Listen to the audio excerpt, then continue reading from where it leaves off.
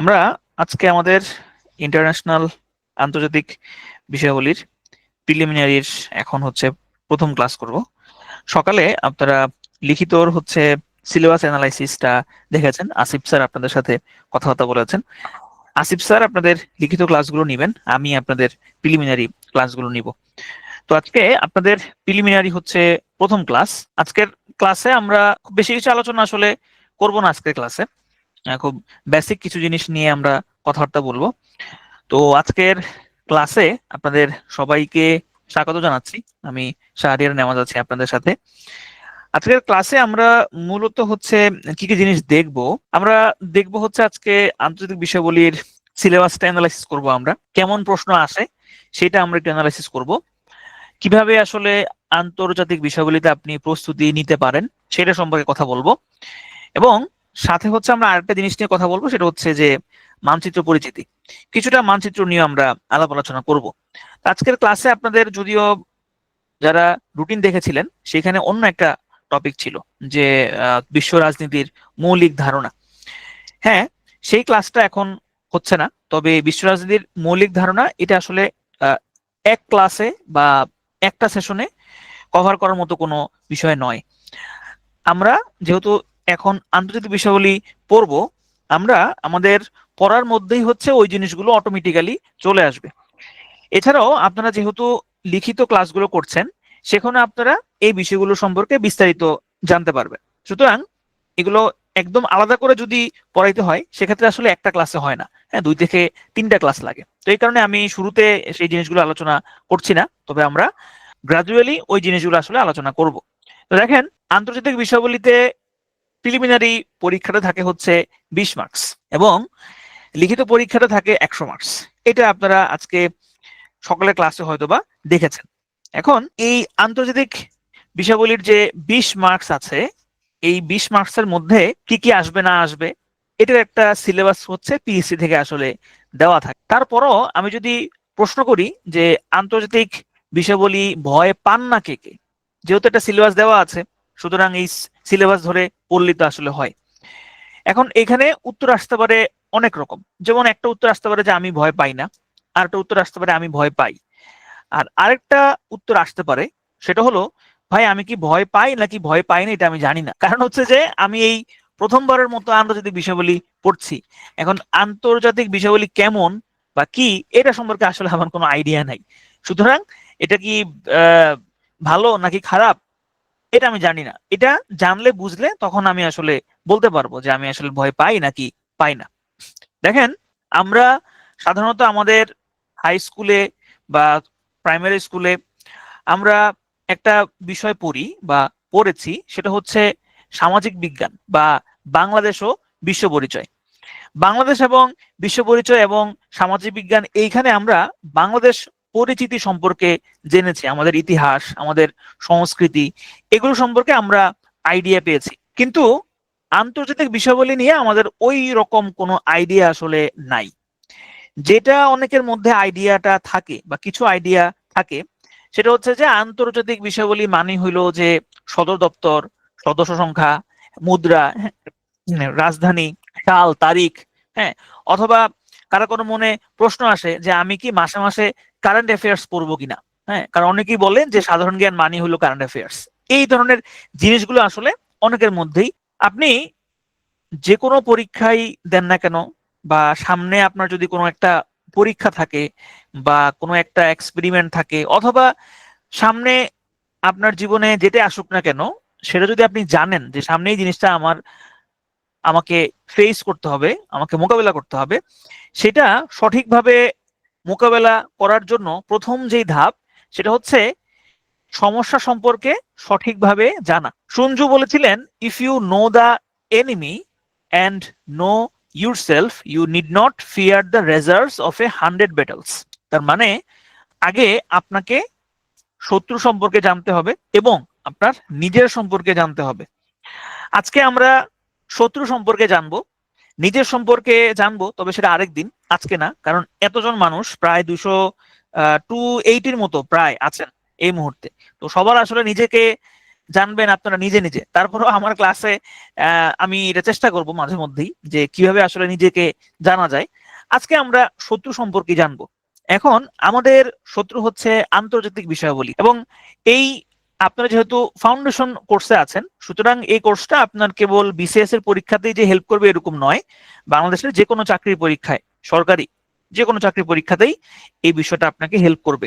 একমাত্র বিসিএস পরীক্ষাতে আন্তর্জাতিক বিষয়াবলী সহ অন্যান্য যত টপিক থেকে প্রশ্ন আসে সবকিছুর একটা সিলেবাস থাকে।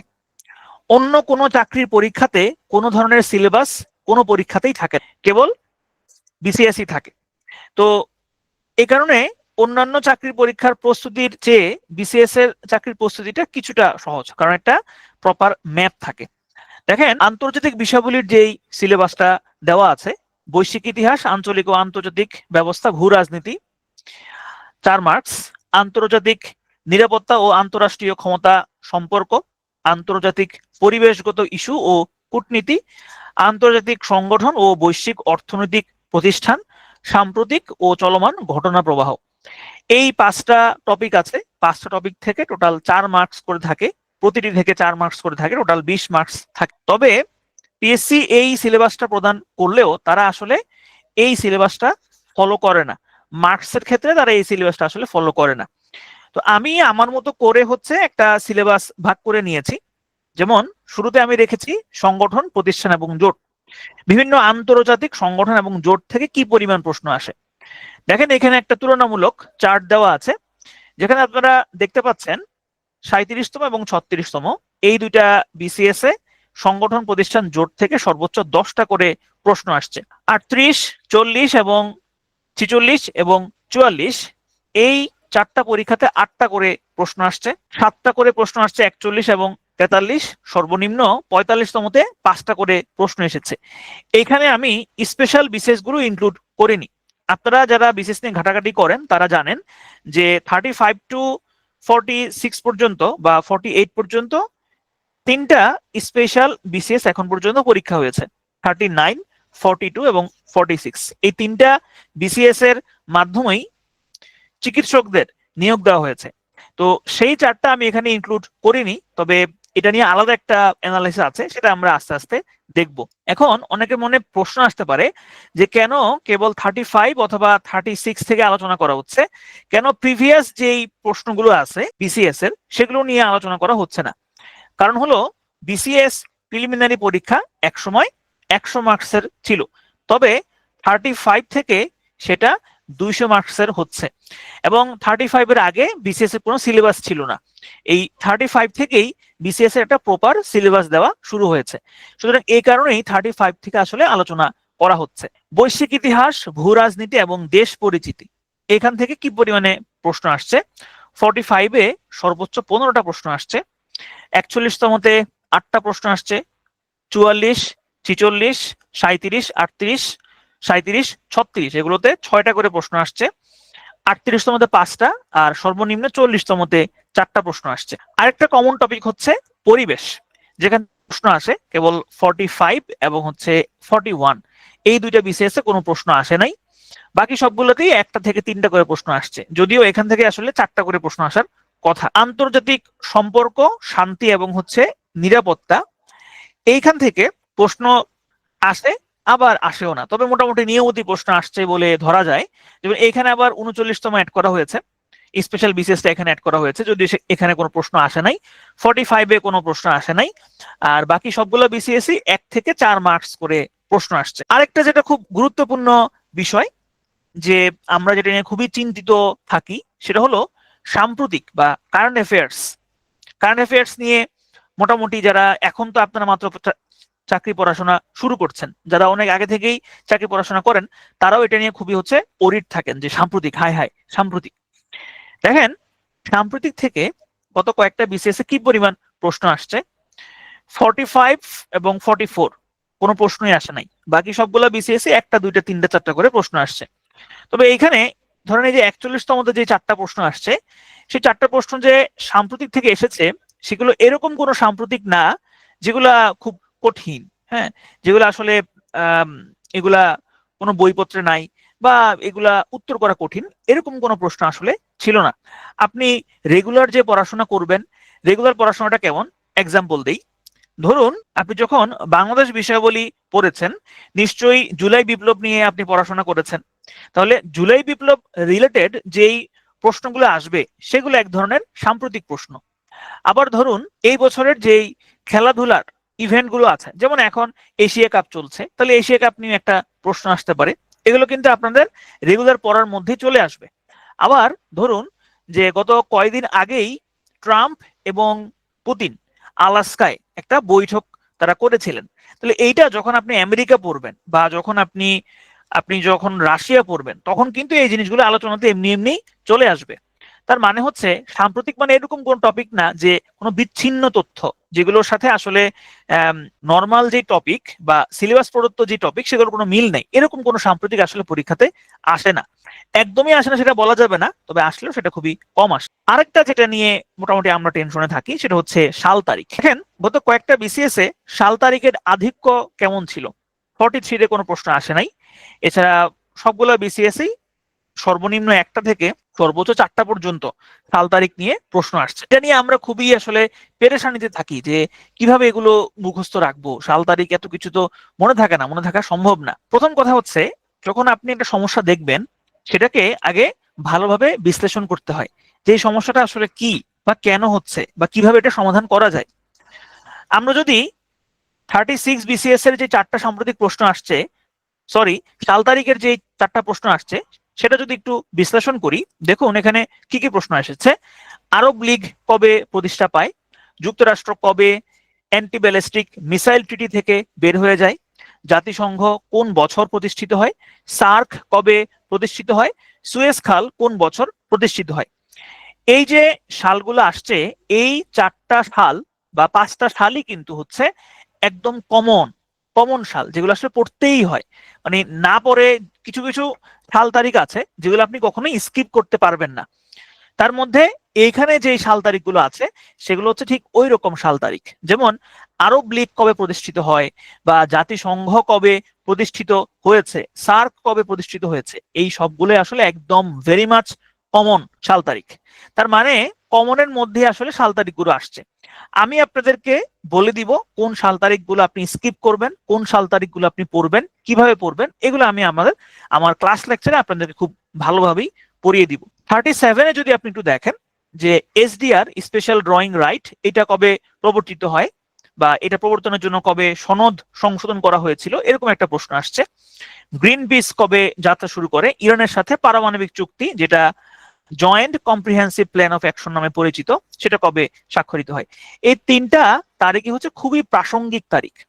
আপনারা যখন এই টপিকগুলোর বিস্তারিত পড়বেন তখন আসলে বুঝতে পারবেন যে এই তারিখগুলো সালগুলো খুবই হচ্ছে একদম মোস্ট ইম্পর্টেন্ট। ঠিক আছে, মানে কোনো ধরনের হাবিজাবি সাল তারিখ না। হাবিজাবি সাল তারিখের এক্সাম্পল দিই আপনাকে। ধরেন একটা প্রশ্ন আসলো এরকম যে পরিবেশ সংক্রান্ত বিভিন্ন ধরনের প্রটোকল আছে, বিভিন্ন ধরনের কনভেনশন আছে। যেমন ধরেন একটা কনভেনশন নাম হচ্ছে রটারডাম কনভেনশন। এই রটারডাম কনভেনশন বাংলাদেশ কবে স্বাক্ষর করে এটা আপনি বিভিন্ন বইতে পাবেন। এই সালটা ইম্পর্টেন্ট কোনো সাল নয় এবং এটা আপনার মুখস্থ না করলে চলবে। যেমন আমারও এখন আসলে মনে নাই যে বাংলাদেশ কবে স্বাক্ষর করে, কিন্তু আমি পড়াই। তাহলে এই ধরনের যে সাল তারিখগুলো আছে সেগুলো আসলে তেমনটা ইম্পর্টেন্ট না, এগুলো হচ্ছে অগুরুত্বপূর্ণ। তাহলে এই ধরনের অগুরুত্বপূর্ণ কোনো কিছু আসলে তেমন পরীক্ষাতে আসতে দেখা যায় নাই। 38তম বিসিএস ছিল রোহিঙ্গাময়, সেখানে একটা রোহিঙ্গা নিয়ে প্রশ্ন আসছে। এটা কিছুটা একটু অড, মানে এই তারিখটা খুব একটা ইম্পর্টেন্ট না। 40তম যেই বিসিএস ছিল সেখানে একটা প্রশ্ন আসছে, এটা একটা সাম্প্রতিক প্রশ্ন যে মিউনিক নিরাপত্তা সম্মেলন কবে অনুষ্ঠিত হয়।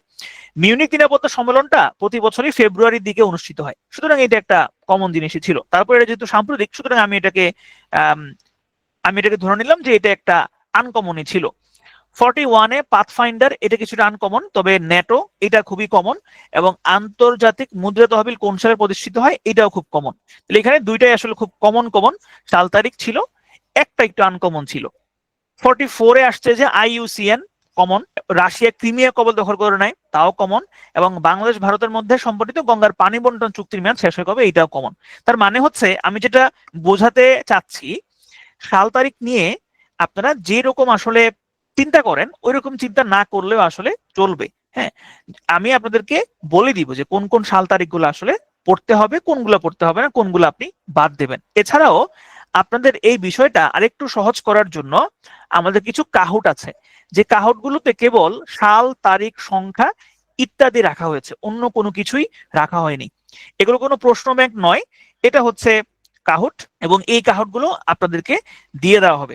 ঠিক আছে? আচ্ছা, এই যে টপিকগুলো আপনারা দেখলেন ইন্টারন্যাশনালের, এর বাইরেও কিছু টপিক থেকে প্রশ্ন আসতে দেখা যায়। যেমন কিছু আন্তর্জাতিক দিবস থেকে প্রশ্ন আসতে পারে, কিছু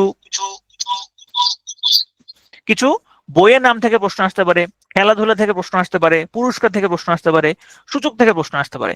তবে এই মুহূর্তে আপনাদের এই আন্তর্জাতিক দিবস এবং বইয়ের নাম ছাড়া এই যে তিনটা টপিক, খেলাধুলা এবং হচ্ছে পুরস্কার এবং সূচক, এই তিনটা টপিক আপনাদেরকে পড়তে হবে না। কেন পড়তে হবে না?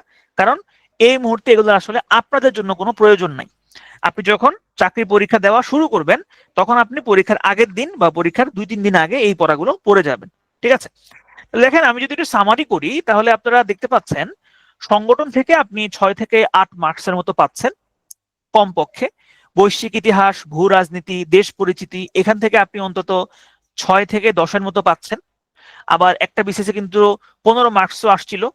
শান্তি এবং নিরাপত্তা, এখানে আপনি 2 থেকে 3 মার্কস পাবেন। পরিবেশ থেকে আপনি 1 এবং 2 মার্কস পাবেন। তার মানে এই টপিকগুলো যদি আপনি কভার করে যান তাহলে অবশ্যই আপনি 20-এর মধ্যে 16 থেকে 17 মার্কস অবশ্যই পাবেন, এর কম আপনি পাবেন না। এখন আসেন যে অনেকে আরেকটু কম পড়তে চান। হ্যাঁ, যদি আপনি আরেকটু কম পড়তে চান সেক্ষেত্রে এইটাকে আপনি আরেকটু কনসাইজ করতে পারেন। সেই কনসেপ্টটা হচ্ছে দেশ পরিচিতির জন্য বা দেশ পরিচিতির ক্ষেত্রে আপনি যদি কেবল এই টপিকগুলো পড়ে যান, দক্ষিণ এশিয়া, যুক্তরাষ্ট্র, যুক্তরাজ্য, ইউক্রেন, রাশিয়া, চীন, জার্মানি, জাপান, কোরিয়া উপদ্বীপ, অস্ট্রেলিয়া, মধ্যপ্রাচ্য, প্রাচীন সভ্যতা, এগুলো যদি আপনি পড়ে যান তাহলে আপনি সর্বোচ্চ 12 থেকে সর্বনিম্ন 4 মার্কস পর্যন্ত কমন পাবেন। সংগঠন এবং জোটের মধ্যে যদি আপনি কেবল NATO, European Union, G20, G7, BIMSTEC, BRICS, ASEAN, SAARC, World Bank, IMF, Amnesty International, Transparency, non cooperation movement, non অ্যানাইল মুভমেন্ট, কোঅপারেশন না, কমনওয়েলথ, OIC, D8, কেবল এগুলো যদি দেখে যান তাহলে আপনি সর্বনিম্ন 2 থেকে সর্বোচ্চ 6 পর্যন্ত কমন পাবেন। আর জাতিসংঘ, জাতিসংঘ যদি আপনি কেবল পড়ে যান সেক্ষেত্রে 45-এ জাতিসংঘ থেকে কোনো প্রশ্ন আসে নাই, খুবই রেয়ার একটা কেস। এছাড়া প্রতি BCS-এই সর্বোচ্চ 6টা পর্যন্ত কিন্তু জাতিসংঘ থেকে প্রশ্ন আসছিল। আর পরিবেশ থেকেও সাধারণত কখনো মিস হয় না, পরিবেশ থেকে সাধারণত সবসময় প্রশ্ন থাকে। তার মানে কেউ যদি কেবল এগুলো পড়ে যান তাহলে আপনি কিন্তু মোটামুটি অন্তত 12 থেকে 18 মার্কস পর্যন্ত 20-এর মধ্যে সিকিউর করতে পারবেন। তা আপাতত আপনাদের জন্য এটা প্রয়োজন নাই, কারণ হচ্ছে আপনারা মাত্রই পড়াশোনা শুরু করেছেন। যখন আপনি আপনার কাজ হচ্ছে পুরো সিলেবাসটা একবার ঠিকঠাক মতো শেষ করা, এরপরে হচ্ছে নিজের স্ট্র্যাটেজিটা সাজানো। এরপর আসেন, আপনাদেরকে বলেছিলাম যে স্পেশাল BCS এর জন্য আসলে একটা চার্ট আপনাদেরকে আমি দেখাবো। এখন প্রশ্ন হচ্ছে আমি যে অ্যানালাইসিসটা করলাম এই অ্যানালাইসিসটা স্পেশাল BCS এর ক্ষেত্রেও কাজে লাগবে কিনা। স্পেশালে সাধারণত স্পেশাল BCS এ সাধারণত আন্তর্জাতিক বিষয়াবলী থেকে অন্তত 12, 13, 14 এরকম টাইপের প্রশ্ন আসে। তো এখান থেকে দেখেন 39-এ দেশ পরিচিতির যে অংশটুকু সেখান থেকে 8 আসছে, 42-টার মধ্যে 6 আসছে এবং 48-টার মধ্যে 6 আসছে। আন্তর্জাতিক সংগঠনের যেই কটা টপিক আপনাদেরকে আমি বললাম সেখান থেকেই 39-টার মধ্যে 3 আসছে, 42-টার মধ্যে 3, 48-টার মধ্যে আসছে 2। জাতিসংঘ সর্বোচ্চ 5টা প্রশ্ন আসছে, সর্বশেষ বিশেষ BCS এ 5টা। এছাড়া 42 এবং 39 এগুলোতেও প্রশ্ন আসছে। পরিবেশ থেকে কিন্তু তেমন একটা প্রশ্ন 39টা আসে নাই, 0। 48-টার মধ্যে 1টা আসছে এবং 42-টার মধ্যে 3টা আসছে। এই যে ফুল অ্যানালাইসিসটা আপনারা করলেন বা আমি আপনাদেরকে দেখালাম, এটা শুধু আন্তর্জাতিক বিষয়াবলীর ক্ষেত্রে যে জরুরি ব্যাপারটা কিন্তু ওইরকম না, এটা সব সাবজেক্টের জন্যই জরুরি। এখন আমাদের এখানে আমরা দেখানোর চেষ্টা করি সব সাবজেক্ট, আমি জানি না অন্য কোনোগুলো এভাবে ভেঙে ভেঙে দেখানো হয়েছে কিনা, আমি জানি না আসলে। যদি দেখানো না হয়ে থাকে তাহলে আমরা চেষ্টা করব যে এরকম আরেকটু এরকম ভেঙে ভেঙে দেখানোর জন্য। হ্যাঁ, যদি এরকম আপনার দেখানো হয় বা আপনি যদি এরকম দেখেন সেক্ষেত্রে আপনি নিজের স্ট্রেংথ এবং হচ্ছে উইকনেসটা বুঝতে পারবেন, আপনি কিভাবে আসলে আগাতে পারেন সেটা সম্পর্কে আপনি খুব ভালো ধারণা পাবেন। এখন আসেন আরেকটা গুরুত্বপূর্ণ জিনিস নিয়ে আলোচনা করব, সেটা হচ্ছে যে প্রিভিয়াস প্রশ্ন। এখানে যারা ক্লাস করছেন প্রায় কতজন ক্লাস করছেন আমি একটু দেখি তো, কয়জন ক্লাস করছেন? তারা ক্লাস করছেন 350। আমাকে একটা প্রশ্ন উত্তর দেন তো, আপনারা প্রিভিয়াস প্রশ্ন সলভ করেছেন কিনা? প্রিভিয়াস প্রশ্ন সলভ করেছেন কে কে বলেন একটু? অন্তত 35 to 46 পর্যন্ত প্রিভিয়াস প্রশ্ন সলভ করেছেন কে কে? করেন নাই? না, নায়ের সংখ্যা বেশি। ওই যে সংসদে দেখবেন বলে না জয়যুক্ত হয়েছে, না জয়যুক্ত হয়েছে, না জয়যুক্ত হয়েছে, অতএব এই সংসদে সর্বসম্মতিক্রমে এই প্রস্তাবটি বাতিল করা হলো। একটু পর পর স্ক্রিন অফ হয়ে যায়, এটা মেবি আপনার নেটওয়ার্কের ইস্যু। ওকে, ঠিক আছে। যারা এই কাজটা করেন নাই তারা দয়া করে এই কাজটা করে ফেলবেন, এবং আমি এটা টাস্ক দিব আপনাদেরকে, টাস্ক দিব এই কাজটা করার। এই কাজটা করলে আসলে উপকারটা কি, বা কেন আসলে প্রিভিয়াস প্রশ্ন সলভ করতে হয়? মনে রাখবেন, সাধারণত চাকরির পরীক্ষার যে প্রশ্ন বা যে প্রশ্নগুলো হয়, সেখানে একটা বিশাল পোর্শনের অংশ বা বিশাল একটা মার্কস থাকে হচ্ছে প্রিভিয়াস প্রশ্ন থেকে হুবহু, একদম হুবহু থাকে, মানে অনেকটা জব সলিউশন টাইপ আর কি, ঠিক আছে? আর বাংলাদেশের যত চাকরি পরীক্ষা আছে, সব চাকরি পরীক্ষার মাদার হচ্ছে বিসিএস চাকরি পরীক্ষা। সুতরাং আপনি যেই চাকরির প্রিপারেশন নেন না কেন, বিসিএস এর প্রশ্ন আপনাকে অবশ্যই সলভ করতে হবে। এখন প্রশ্ন আসতে পারে যে বিসিএস এর প্রিভিয়াস প্রশ্ন যদি আমি সলভ করি তাহলে আমার কেমন কমন আসবে, হ্যাঁ, বা আমার প্রিভিয়াস প্রশ্ন থেকে কমন আসে। এখানে দুই টাইপের প্রশ্ন হতে পারে। একটা হচ্ছে যে হুবহু প্রশ্ন কমন আসতে পারে, একদম হুবহু। আরেকটা হতে পারে যে কিছু প্যারালাল প্রশ্ন কমন আসতে পারে। হুবহুটা আগে একটু দেখাই। যেমন দেখেন 46 এবং 36-এ একই একটা প্রশ্ন আসছিল, সেটা হচ্ছে আলেপ্পো শহরটি কোন দেশে অবস্থিত। এটা হচ্ছে একটা হুবহু প্রশ্ন, একদম উত্তরও সেম, ঠিক আছে? এই ধরনের কিছু হুবহু প্রশ্ন আসতে পারে। আবার কিছু আসতে পারে প্যারালাল প্রশ্ন। প্যারালাল প্রশ্ন মানে কি? প্যারালাল প্রশ্ন মানে হচ্ছে, যেমন দেখেন 44-এ একটা প্রশ্ন আসছিল, আন্তর্জাতিক আদালতের একজন বিচারক কয় বছরের জন্য নির্বাচিত হন? উত্তর ছিল 9 বছর। 46-এ একটা প্রশ্ন আসছিল, আন্তর্জাতিক আদালতের সভাপতির মেয়াদ কত বছর? উত্তর হচ্ছে 3 বছর। দেখেন, যখন আপনি 44-এর এই প্রশ্নটার ব্যাখ্যা পড়বেন, তখন সেই ব্যাখ্যাতে আপনি পড়বেন যে আন্তর্জাতিক আদালতের বিচারকদের সংখ্যা হচ্ছে 15 জন, এবং একজন থাকেন হচ্ছে সভাপতি। এই 15 জনের মধ্যে, এই যে 15 জন, এদের মেয়াদ থাকে হচ্ছে 9 ইয়ার্স, আর যিনি একজন সভাপতি হবেন তার মেয়াদ থাকে হচ্ছে 3 ইয়ার্স। এটা 44তমের এই প্রশ্ন যখন আপনি ব্যাখ্যা সহ পড়বেন, তখন এই ব্যাখ্যাটা আপনি জানবেন। এবং এই ব্যাখ্যা থেকে দেখেন 46-এ প্রশ্ন আসছে যে আন্তর্জাতিক আদালতের সভাপতির মেয়াদ কত বছর? উত্তর হচ্ছে 3 বছর। এটা হচ্ছে প্যারালাল প্রশ্ন। এখন কেউ যদি ধরেন, কেউ হচ্ছে 46-এ সর্বশেষ জেনারেল বিসিএস ছিল 46, আমি যদি ওইটাকে ধরি, যে কেউ একজন চিন্তা করলো যে সেই আন্তর্জাতিক বিষয়গুলির কোনো কিছুই পড়বে না, কেবল প্রিভিয়াস প্রশ্ন পড়বে। কেবল প্রিভিয়াস প্রশ্ন পড়লে তিনি কি পরিমাণ প্রশ্ন কমন পেতেন? দেখেন, কেউ যদি 30 থেকে 45 পর্যন্ত বিসিএস এর প্রশ্নগুলো সলভ করে যেত, তাহলে 46-এ তিনি 6টা প্রশ্ন কমন পেতেন, 45-এও 6টা পেতেন, এছাড়া 43, 44 এগুলোতে তিনি 6টা করে প্রশ্ন কমন পেতেন। অর্থাৎ 44-এ যিনি পরীক্ষা দিতেন, তিনি 45 পর্যন্ত প্রশ্ন সলভ করতেন, 6টা প্রশ্ন তিনি কমন পেতেন। 45-এ যিনি পরীক্ষা দিতেন, তিনি 44 পর্যন্ত প্রশ্ন সলভ করতেন, তিনি 6টা প্রশ্ন হুবহু প্লাস প্যারালাল কমন পেতেন। ঠিক তেমনি হয় 44 এবং 43-এও তিনি 6টা করে প্রশ্ন কমন পেতেন। তার মানে প্রশ্ন কমন আসে প্রিভিয়াস থেকে। এখন এখানে আরেকটা গুরুত্বপূর্ণ বিষয় হয়ে যেটা দাঁড়ায়, সে আসলে প্রশ্নটা আমি সলভ করব কিভাবে, বা কিভাবে আসলে একটা প্রশ্ন সলভ করতে হয়। আমি এখানে আন্তর্জাতিক বিষয়গুলিটাই আপনাদেরকে দেখাচ্ছি। দেখেন, একটা প্রশ্ন আসছিল 45তম বিসিএস-এ, বেল্ট অ্যান্ড রোড কার্যক্রম শুরু হয় কবে? উত্তর হচ্ছে 2013 সালে। এই প্রশ্নটার ব্যাখ্যা যখন আপনি পড়বেন, তখন আপনি এই বেল্ট অ্যান্ড রোড ইনিশিয়েটিভ সম্পর্কে অনেক কিছু জানতে পারবেন। এই বেল্ট অ্যান্ড রোড ইনিশিয়েটিভ নিয়ে 35 বিসিএস-এ একটা প্রশ্ন আসছিল। প্রশ্নটা ছিল, বর্তমান নিউ সিল্ক রোডের প্রবক্তা কোন দেশ? উত্তর ছিল চীন। এটা 30 আসছে। তাহলে আপনি যখন এই 35-এর প্রশ্ন সলভ করবেন, তখন আপনি কি কি জিনিস পড়বেন? আপনি পড়বেন যে এই নিউ সিল্ক রোড মানে কি, এই নিউ সিল্ক রোডকে কি নামে ডাকা হয়, এই নিউ সিল্ক রোড চীন কবে প্রবর্তন করেছে, বাংলাদেশ কবে সিল্ক রোডে, এই নিউ সিল্ক রোড বা বিআরআই রোডে প্রবেশ করে। এই তথ্যগুলা যখন আপনি পড়বেন তাহলে দেখেন 45-এ আপনি এই প্রশ্নটা কমন পেয়ে যাইতেন যে বেল্ট অ্যান্ড রোড কার্যক্রম শুরু হয় 2013 সালে। আরেকটা প্রশ্ন আপনাদেরকে দেখাই, বিশ্ব মানবাধিকার দিবস 10 ডিসেম্বর, এটা 43-তে আসছিল এই প্রশ্নটা। 40 বিসিএস এ একটা প্রশ্ন আসছিল যে জাতিসংঘ কোন সালে মানবাধিকার সংক্রান্ত বৈশ্বিক ঘোষণার ঐতিহাসিক নথিটি গ্রহণ করে? উত্তর ছিল 1948 সাল। এটা 40-তে আসছে। এই প্রশ্নের ব্যাখ্যাতে আপনি কি কি পড়তেন?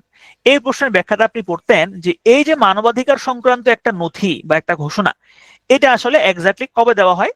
1948 সালের 10 ডিসেম্বর দেওয়া হয়। কোথায় দেওয়া হয়? ফ্রান্সের প্যারিসে দেওয়া হয়। এবং এই যে 10 ডিসেম্বর ঘোষণাটা দেওয়া হলো, এই 10 ডিসেম্বর কিন্তু বিশ্ব মানবাধিকার দিবস পালিত হয় প্রতি বছর। এবং এই ঘোষণাপত্রে টোটাল 30টা অনুচ্ছেদ আছে। এগুলো হচ্ছে ভাইটাল ইনফরমেশন। তাহলে এই ইনফরমেশন গুলো আপনি এই প্রশ্নের ব্যাখ্যাটাতে পড়তেন। পড়ার কারণে আপনি 43-এ গিয়ে এই প্রশ্নটা কমন পেতেন যে বিশ্ব মানবাধিকার দিবস হচ্ছে 10 ডিসেম্বর। ঠিক আছে, তাহলে একটা প্রশ্ন এভাবেই সলভ করতে হয়। এখন আসেন যে আপনি এই যে পড়াশোনাগুলো করবেন, আপনি কোন বই পড়বেন, কোত্থেকে পড়বেন? কারেন্ট অ্যাফেয়ার্স থেকে পড়বেন? না, কারেন্ট অ্যাফেয়ার্স থেকে পড়ার কোনো প্রয়োজন নেই। এই মুহূর্তে আল্লাহর ওয়াস্তে আপনারা যারা আছেন কারেন্ট অ্যাফেয়ার্স পড়েন না। ঠিক আছে, এই মুহূর্তে কারেন্ট অ্যাফেয়ার্স পড়ার কোনো প্রয়োজন নাই। কখন পড়বেন সেটা আমাদের সাথে থাকলে আমরা বলে দিব। আপাতত কোনো পড়ার কোনো প্রয়োজন নাই। ঠিক আছে, এখন আসেন যে কোন প্রকাশনীর বই পড়বেন।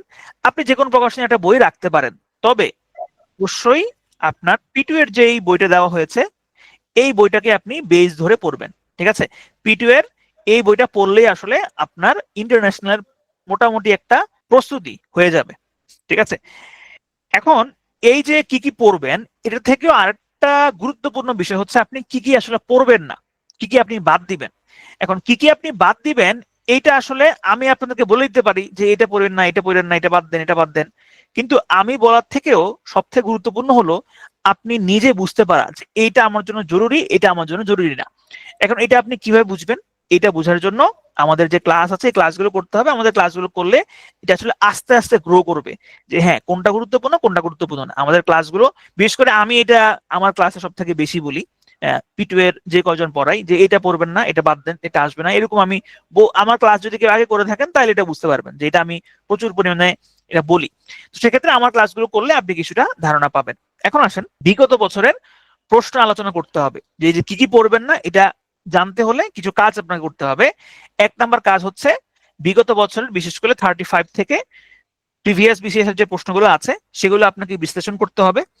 এবং আরেকটা সবথেকে যে গুরুত্বপূর্ণ সেটা হচ্ছে মেন্টর এবং অভিজ্ঞদের পরামর্শ নিতে হবে। তো মেন্টর এবং অভিজ্ঞদের পরামর্শ আপনারা আমাদের থেকেই পেয়ে যাবেন। তাহলে আমি যদি একটু সামারি করি যে আপনারা আন্তর্জাতিক বিষয়াবলীর প্রস্তুতির জন্য কি কি বিষয়গুলো পড়বেন বা কি কি জিনিসগুলো করবেন। 1 নাম্বার কাজ হচ্ছে সিলেবাস অ্যানালাইসিস, সেটা আজকে আপনারা করে ফেললেন আমার ক্লাসে। প্রিভিয়াস প্রশ্ন সলভ, এটা আপনাদের এই সপ্তাহের টাস্ক হিসেবে থাকবে। আন্তর্জাতিক, কেবল আন্তর্জাতিক প্রশ্নগুলো সলভ করার কথা আমি বলবো। কমন টপিক গুলো ভালোভাবে পড়ে ফেলতে হবে। কমন টপিক কোনগুলো? ওই যে যেগুলো অ্যানালাইসিস দেখিয়েছি সেগুলোই হচ্ছে কমন টপিক। এরপরে আপনাকে প্রচুর পরিমাণে প্রশ্ন ব্যাংক সলভ করতে হবে। আমাদের যে প্রশ্ন ব্যাংকটা আছে সেটা সলভ করতে হবে। এবং সর্বশেষ এবং সবথেকে গুরুত্বপূর্ণ যে ব্যাপারটা সেটা হচ্ছে রিভিশন রিভিশন রিভিশন এবং রিভিশন। রিভিশনের কোনো বিকল্প নাই, কারণ এই আন্তর্জাতিক বিষয়াবলী বা সাধারণ জ্ঞানের পড়াগুলো হচ্ছে মুখস্থ টাইপের পড়া। এগুলো আপনি মুখস্থ না করে যদি বারবার পড়েন, হ্যাঁ, অর্থাৎ পড়ার যদি রিপিটেশন থাকে, যত বেশি রিপিটেশন থাকবে এই পড়াগুলো তত আপনার মাথাতে থাকবে। ঠিক আছে, এখন আসেন আপনাদের আগামী যে ডেইলি এক্সামটা হবে। ডেইলি এক্সাম আপনাদের কবে? আজকে শনিবার, আগামী বুধবার। আগামী বুধবার হচ্ছে আপনাদের ডেইলি এক্সাম হবে। ঠিক আছে, এই ডেইলি এক্সামে প্রশ্ন থাকবে প্রিভিয়াস প্রশ্ন। প্রিভিয়াস প্রশ্ন কেবল উত্তর, কেবল প্রশ্নের উত্তর পড়বেন। আপাতত ব্যাখ্যা পড়ার প্রয়োজন নাই, ব্যাখ্যা থেকে কোনো প্রশ্ন আসবে না। খুব ভালো করে খেয়াল করেন, আগামী বুধবারে আজকের ক্লাসের উপরে যে ডেইলি এবং শুক্রবারে আপনাদের যে উইকলি এক্সাম হবে সেইখানে প্রশ্ন থাকবে আন্তর্জাতিক বিষয়াবলীর প্রিভিয়াস প্রশ্নের উপরে। এবং এগুলো ব্যাখ্যা সহ পড়তে হবে না, জাস্ট প্রশ্ন আর উত্তর পড়বেন। এখন প্রশ্ন হচ্ছে এগুলো আপনি কোথায় পাবেন? আমাদের ওয়েবসাইটে আন্তর্জাতিক বিষয়াবলীর প্রিভিয়াস প্রশ্ন দেওয়া আছে, সেখান থেকে পড়ে নেবেন। ঠিক আছে, এখন আসেন আমাদের আজকের ক্লাসের 35 থেকে পড়বেন, 35 to 46 পর্যন্ত পড়বেন, 35 to 46, ঠিক আছে? ওকে, এখন আসেন আমাদের আজকের ক্লাসের, আমরা এটা গেল আমাদের আজকের ক্লাসের ফার্স্ট পার্ট। আর এরপরে আমরা শুরু করব আমাদের আজকের ক্লাসের সেকেন্ড পার্ট, সেটা হলো যে মানচিত্র পরিচিতি। ইন্টারন্যাশনাল শেখার জন্য বা বুঝার জন্য আপনাকে অবশ্যই মানচিত্র সম্পর্কে খুব ভালো পরিমাণে আইডিয়া থাকতে হবে। যদি আইডিয়া না থাকে সেক্ষেত্রে যে আপনি পারবেন না ওরকম না, পারবেন, তবে আপনাকে ভুগতে হবে। কিন্তু মানচিত্র যদি আইডিয়া থাকে আপনার মানচিত্র সম্পর্কে, তাহলে আপনার এই ভোগান্তির পরিমাণ অনেকাংশেই কমে যাবে, ঠিক আছে? এখন আসেন আমরা একটু মানচিত্রটা দেখি। এটা হচ্ছে আমাদের পৃথিবী। এই পৃথিবীর মানচিত্র আমরা এখন যেটা দেখছি এটা হচ্ছে 2D। 2D মানে হচ্ছে দ্বিমাত্রিক ছবি আমরা দেখতে পাচ্ছি। এবং এখানে আমরা পৃথিবীর মানচিত্রটা দেখছি ফ্ল্যাট। ফ্ল্যাট মানে হচ্ছে সমতল, কিন্তু পৃথিবী আসলে সমতল না, এটা আমরা জানি। পৃথিবী হচ্ছে গোল।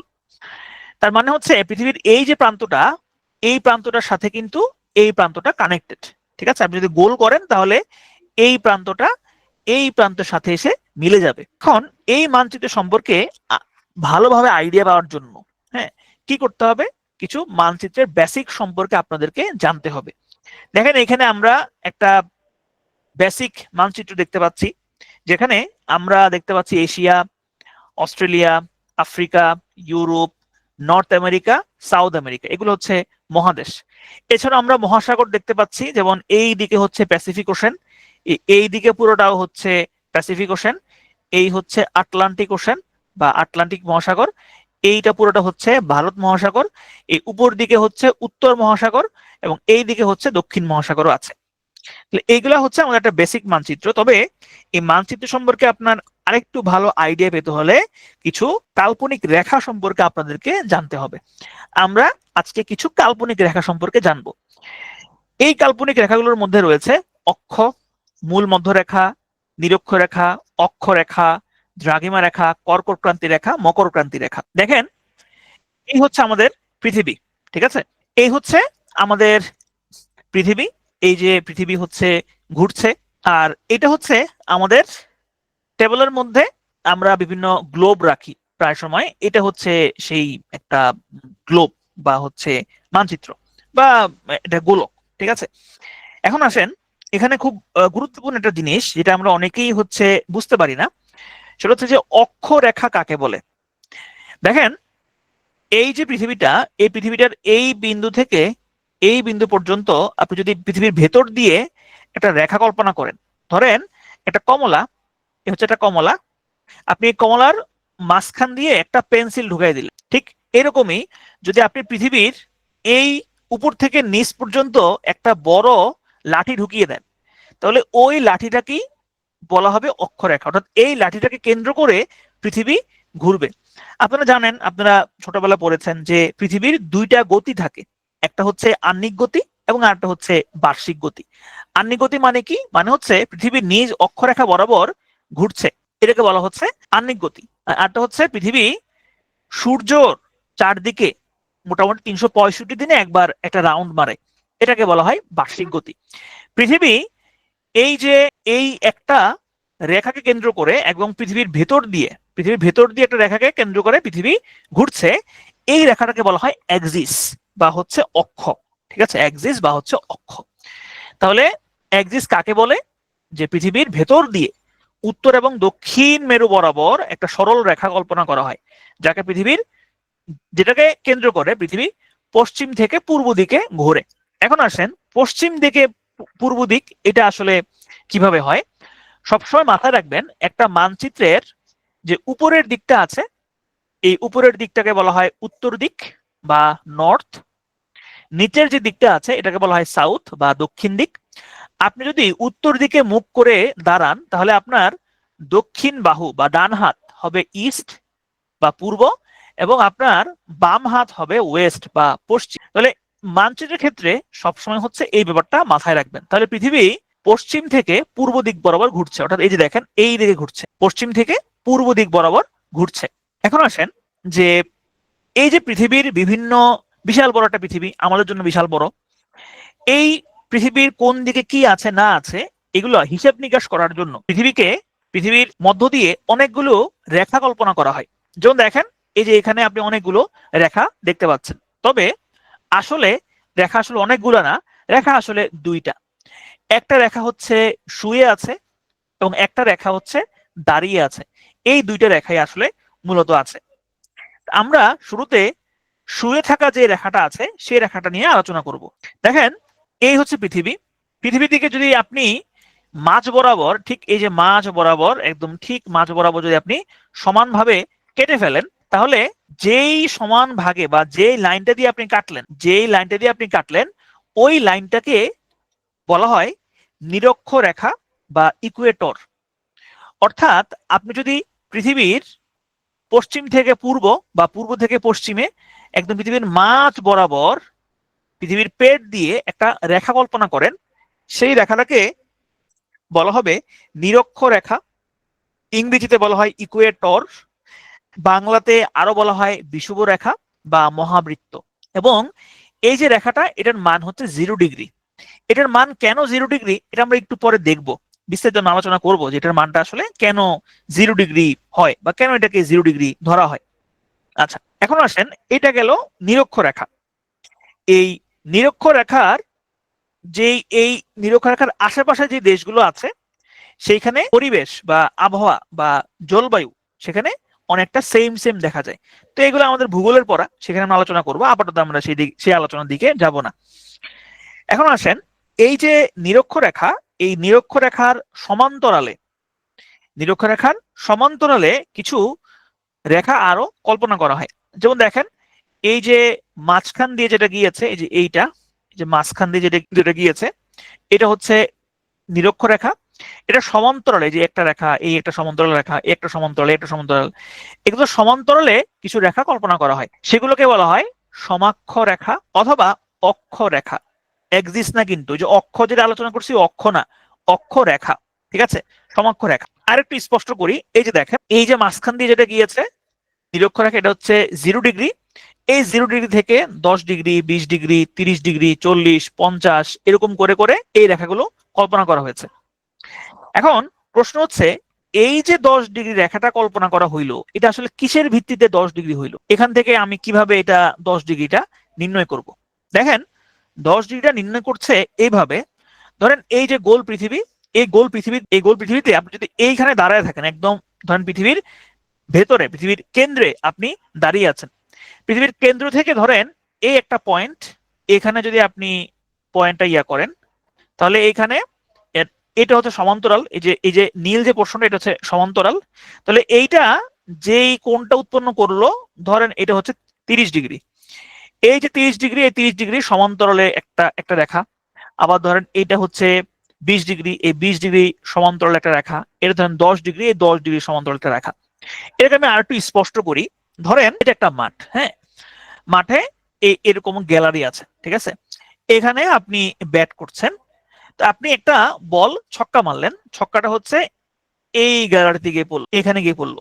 তাহলে এখন এই বলের যে গতিপথটা, সেটা এই মাঠের সাথে কত ডিগ্রি কোণ তৈরি করলো? আমি ধরলাম সেটা মাঠের সাথে 30 ডিগ্রি কোণ তৈরি করলো। তাহলে আপনি যদি এখন এই মাঠের বাইরের দিকে এই 30 ডিগ্রি ধরে একটা বড় বৃত্ত আঁকেন, এইভাবে এবার যদি একটা বড় বৃত্ত আঁকেন, তাহলে সেটা হবে 30 ডিগ্রি। আবার যদি আপনি একটু মাঠের এই দিকে মারেন, তাহলে সেটা হবে ধরলাম 50 ডিগ্রি, তাহলে এটা হবে 50 ডিগ্রি রেখা।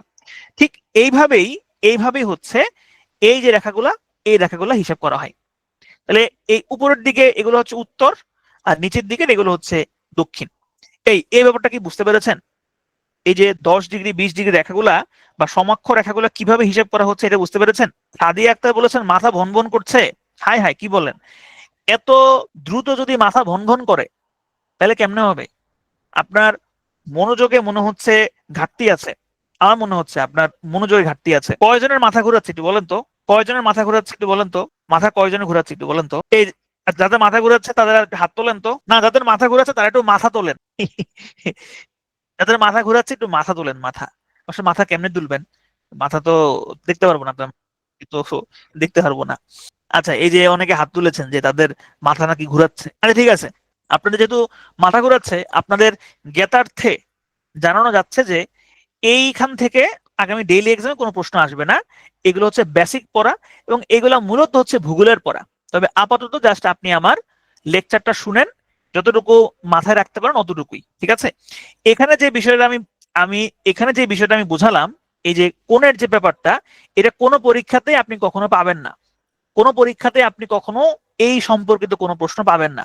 এখন তাইলে আপনি উল্টা প্রশ্ন করতে পারেন যে তাইলে ভাই কি দরকার আছে এগুলো এখানে আলোচনা করার, আপনার সাহস তো কম না, যেগুলা পরীক্ষাতে আসবে না সেগুলো এখানে আলোচনা করেন। হ্যাঁ, মাঝে মধ্যে কিছু জিনিস আলোচনা করতে হয় জাস্ট বোঝানোর জন্য, ঠিক আছে। তো সুতরাং যাদের মাথা ভন ভন করছে যে আপনি, আপনার কাছে মনে হচ্ছে যে আমি এটা আসলে বুঝতেছি না, এটা না বুঝলে চলবে, অসুবিধা নাই, এটা পরীক্ষাতে আসবে না, ঠিক আছে।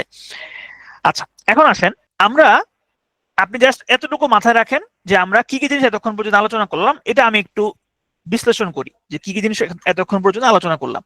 প্রথমে আসেন, আমরা পৃথিবীর মাঝখান দিয়ে একটা রেখা কল্পনা করলাম।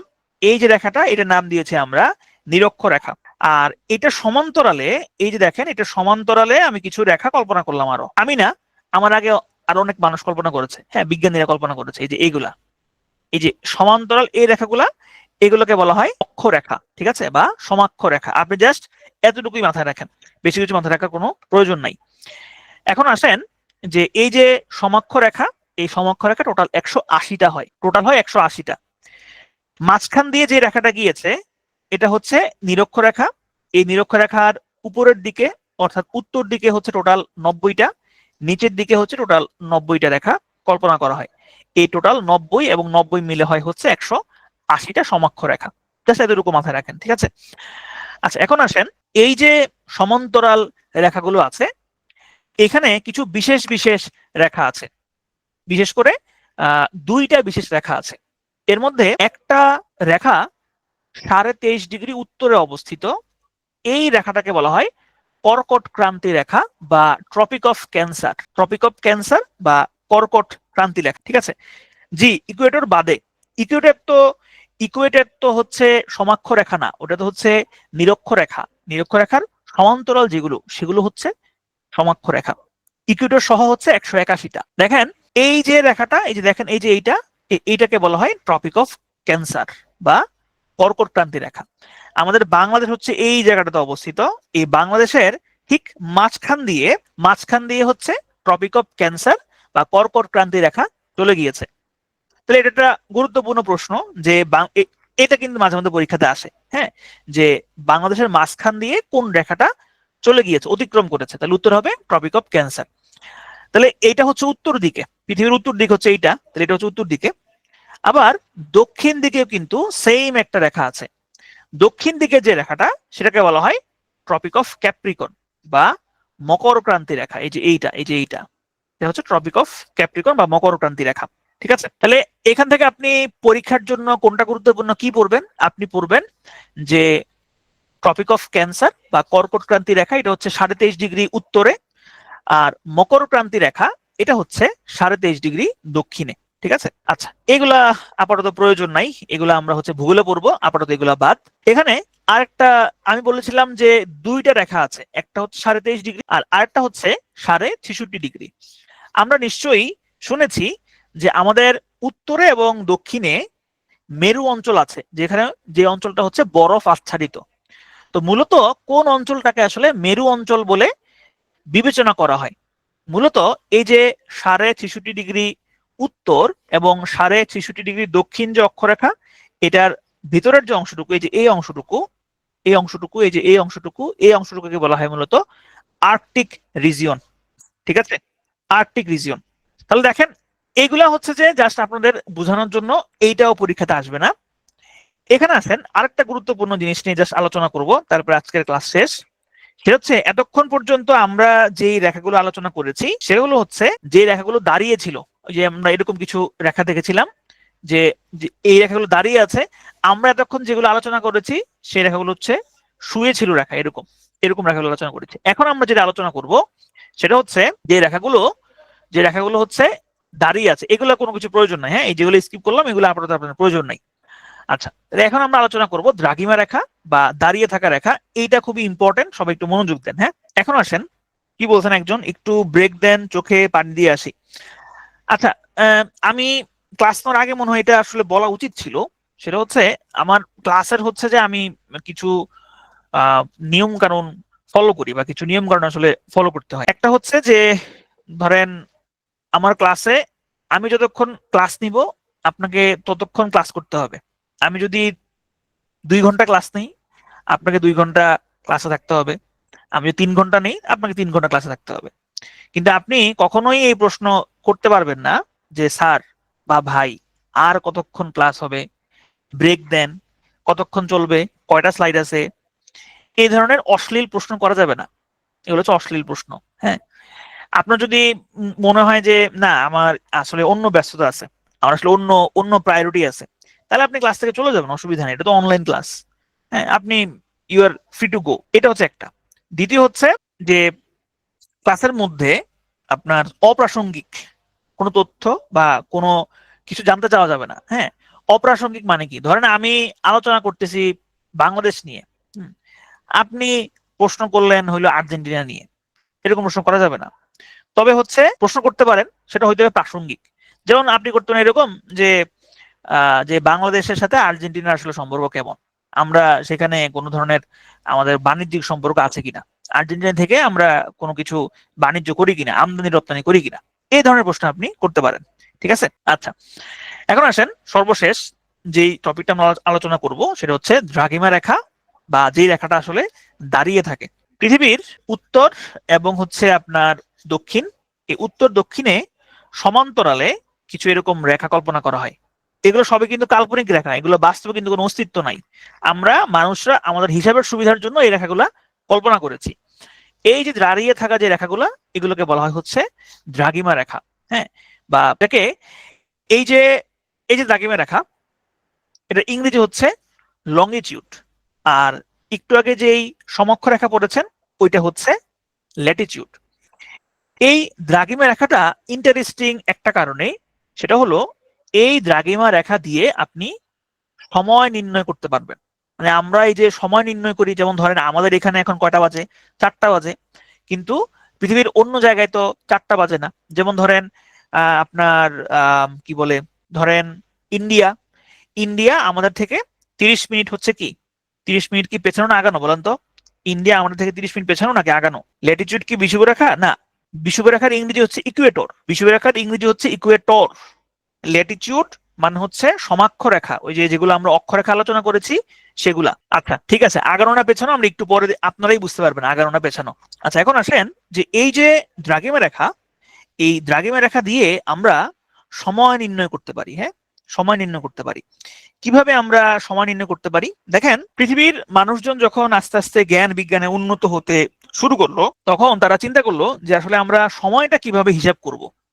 আমরা প্রতিদিন দেখি সূর্য উঠে, প্রতিদিন দেখি যে সূর্য অস্ত যায়, এটা তো আমাদের প্রতিদিনকার একটা ঘটনা আমরা দেখি। তো এখন এটা তো একটা হিসাবের মধ্যে আনতে হবে কাজকর্মের সুবিধার জন্য। এই হিসাবটা আসলে কিভাবে করতে হবে? হিসাব করার জন্য সবসময় একটাকে একক হিসেবে ধরতে হয়। একক মানে কি? ধরলাম যে ধরেন আপনি একটা কিছু হিসাব করবেন, আমি ধরলাম যে আপনি আপনি কিছু আম আম হিসাব করবেন। হ্যাঁ, এখন ধরেন যে আপনি আমের এই যে কিলোগ্রাম, 1 কেজি না 2 কেজি, এগুলো আপনি কোনোটাই আপনার আইডিয়া নাই। তখন আপনি কি করবেন? তখন আপনি একটা আমকে বাছাই করবেন যে একটা আম, এটা দেখতে সুন্দর, এটা আমি বাছাই করলাম। এই আমটাকে ভিত্তি করে আপনি অন্যান্য আমগুলা মাপবেন। হ্যাঁ, এইটা অনুযায়ী যদি এটার সমান হয় তাহলে সেখানে একটা, এটার সমান হলে এটার, যদি দ্বিগুণ হয় তাহলে দুইটা, এটার 3 গুণ হলে 3টা, এরকম করে হিসাব করবেন। তাহলে হিসাব করার ক্ষেত্রে সবসময় একটা একক নির্ধারণ করতে হয়, ওই একক দিয়ে তারপরে হচ্ছে হিসাব করে।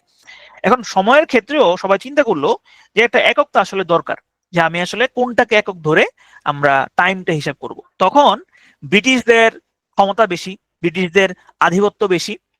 তখন ব্রিটিশরা বললো আচ্ছা ঠিক আছে, আমাদের উপর দিয়ে, আমাদের দেশের উপর দিয়ে একটা জায়গা আছে যেটার নাম হচ্ছে গ্রিনিচ।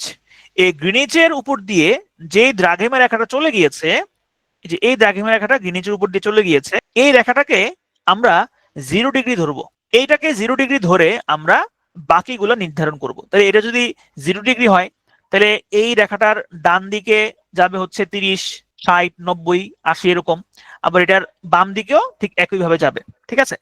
তো তখন যেহেতু তারা মোরল, তারা বস, সবাই তাদের কথা মেনে নিয়েছে।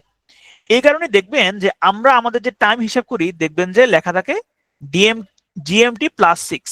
তার মানে আমরা গ্রিনিচ মিন টাইম বা গ্রিনিচ মান মন্দির থেকে আমরা 6 ঘন্টা আগানো। আমাদের যে বাংলাদেশের সময়টা সেটা হচ্ছে জিএমটি +6। তাহলে এই যে 0 ডিগ্রি যে দ্রাঘিমা রেখাটা কল্পনা করা হয় গ্রিনিচ মান মন্দিরের উপর দিয়ে, এটাকে বলা হয় মূল মধ্যরেখা বা প্রাইম মেরিডিয়ান বা হচ্ছে মূল মধ্যরেখা। এখন ধরেন তখন যদি বাংলাদেশ বা এই দেশের লোকজন যদি তখন শক্তিশালী থাকতো, হ্যাঁ, যে আমরা পাওয়ারফুল, তখন বাংলাদেশের উপর দিয়ে আমরা একটা লেখা কল্পনা করতাম, সেটাকে সবাই বলতো যে মূল মধ্যরেখা। অথবা ধরেন এখন যুক্তরাষ্ট্রের আধিপত্য বেশি, তখন যদি যুক্তরাষ্ট্রের আধিপত্য বেশি থাকতো, তখন তারা নির্ধারণ করতো যে না, এই প্রাইম মেরিডিয়ান আমাদের উপর দিয়ে যে রেখা গেছে ওইটা হবে, আমাদের উপর দিয়ে যে দ্রাঘিমা রেখা গেছে সেটাকে 0 ডিগ্রি ধরতে হবে।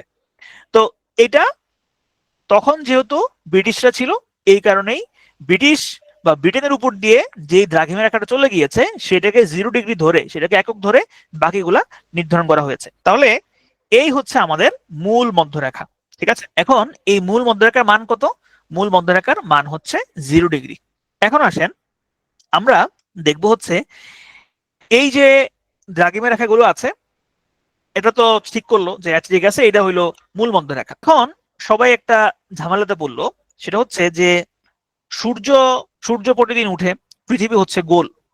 এখন গোল একটা জিনিসের আপনি কিন্তু দিক আসলে নির্ণয় করতে পারবেন না। গোল জিনিসের দিক নির্ণয় করা যায় না কেন? গোল জিনিসের দিক নির্ণয় করা যায় না, এটার কারণটা হচ্ছে ধরেন আপনি এই যে এইটাকে ধরলাম, আপনি ধরলেন যে এটা হচ্ছে পশ্চিম। এখন যখন এই পয়েন্টটা ঘুরে ঘুরে এই পয়েন্টটাতে আসবে, তখন তো এটা আবার পূর্ব হয়ে গেল না? আবার ধরেন আপনি এই পয়েন্টটাকে ধরলেন হইলো আপনি পশ্চিম, যখন এটা ঘুরে ঘুরে আবার এদিকে আসবে, তখন এটাকে আপনি কি পূর্ব ধরবেন না পশ্চিম ধরবেন? তার মানে এটা একটা সমস্যা। তখন পৃথিবীর মানুষজন চিন্তা করলো যে আমরা একটা নির্দিষ্ট দিককে পূর্ব ধরতে হবে, একটা নির্দিষ্ট দিককে পশ্চিম ধরতে হবে। সেটা আমরা কিভাবে ধরবো? এইটা ধরার জন্য তারা সবাই মিলে বসে একটা দ্রাঘিমা রেখা ঠিক করলো এবং তারা নির্ধারণ করলো যে এই যে দ্রাঘিমা রেখাটা, এই দ্রাঘিমা রেখাটা থেকেই হচ্ছে দিক নির্ণয় শুরু হবে। এই দ্রাঘিমা রেখাটা হচ্ছে 180 ডিগ্রি দ্রাঘিমা রেখা, এবং এইটা এশিয়া এবং হচ্ছে আমেরিকা, এটা একদম প্রায় মাঝখান দিয়ে চলে গেছে। এই যে এই যে এই রেখাটা, এটা হচ্ছে একদম মোটামুটি প্রশান্ত মহাসাগরের মাঝখান দিয়ে চলে গেছে। অর্থাৎ এই রেখাটা যে ক্রস করছে, এটার ক্রস করার এটা ম্যাক্সিমামই হচ্ছে সমুদ্রের মধ্য দিয়ে ক্রস করছে, তেমন একটা স্থলভাগ নাই। আর একটু সুন্দর করে দেখেন, এই যে দেখেন, এটা হচ্ছে আমার প্রাইম মেরিডিয়ান, আর এই যে এই রেখাটা এটা হচ্ছে 180 ডিগ্রি। এই যে দেখেন, এইটা হচ্ছে 180 ডিগ্রি। সবাই মিলে ঠিক করেছে যে এই 180 ডিগ্রির এই যে রেখাটা, এটা হবে ইস্ট। এখান থেকে আমরা ধরবো যে প্রতিদিন সূর্যটা এখান থেকে উঠতেছে, এটা আমরা ধরে নিব। ঠিক আছে, আর এটা যদি ইস্ট হয়, তাহলে যত আপনি এদিকে যাবেন এই দিকটা হবে ওয়েস্ট। ঠিক আছে, আমরা প্রায় পড়েছি না যে জাপানকে সূর্য উদয়ের দেশ বলা হয়? কেন জাপানকে সূর্য উদয়ের দেশ বলা হয়? জাপান হচ্ছে এইটা, যে এইটা হচ্ছে জাপান। এইখান থেকে তারা সূর্য উদয়টা প্রথম দেখে, এই কারণে জাপানকে সূর্য উদয়ের দেশ বলা হয়। তাহলে আমরা যে পৃথিবীর মানচিত্রটা দেখি সেটা হচ্ছে এই মানচিত্রটা। তাহলে পৃথিবীর এই যে দিকটা, এই দিকটা হচ্ছে ইস্ট, আর এই দিকটা হচ্ছে ওয়েস্ট। এই দিকটা হচ্ছে ওয়েস্ট। আচ্ছা, এখন আসেন যে দিন তারিখের হিসাবটা কিভাবে করা হবে।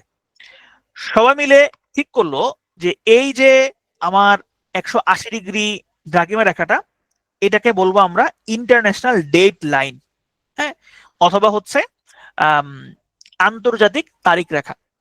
এই আন্তর্জাতিক তারিখ রেখার যদি আপনি এই পাশে থাকেন, ধরেন আমি যদি বলি যে এই পাশে হচ্ছে সানডে, যদি আপনি এই তারিখ রেখাটা জাস্ট পাস করে ফেলেন, তাহলে এই পাশে হবে মানডে। খেয়াল করেন, যদি এই পাশে হয় স্যাটারডে, তাহলে এই পাশে হবে সানডে। অর্থাৎ এই যে আন্তর্জাতিক তারিখ রেখাটা আছে, এটার ক্রস করে আপনি যদি ডান দিকে চলে আসেন, তাহলে একদিন বিয়োগ করতে হয়।